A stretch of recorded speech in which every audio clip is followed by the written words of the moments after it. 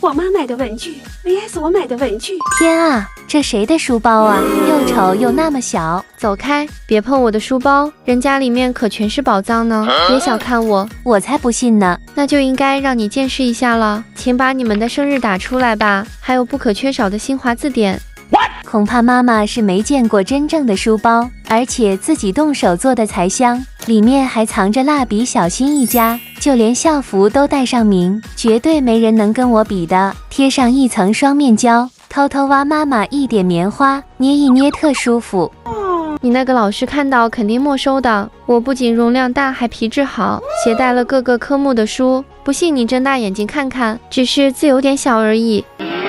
装个100本书都不是问题啊，还分了3张试卷，哪位大神来帮我做啊？比手还小的尺子，但还真的可以用呢。谁能猜出这个叫什么？那么迷你的东西，你不说老师都以为是玩具。我信你个鬼！看起来就特别大气，还自带整座学校，一人一个桌椅不能抢，给书包按个挂钩，开关扣防止丢东西。好喜欢这个治愈的声音，这一个去买起码上100块吧。有哪位姐妹想要的，送给你组装吧。来瓶可乐解解渴，反正今天是我赢了，我有奖状。让大家来评评理吧。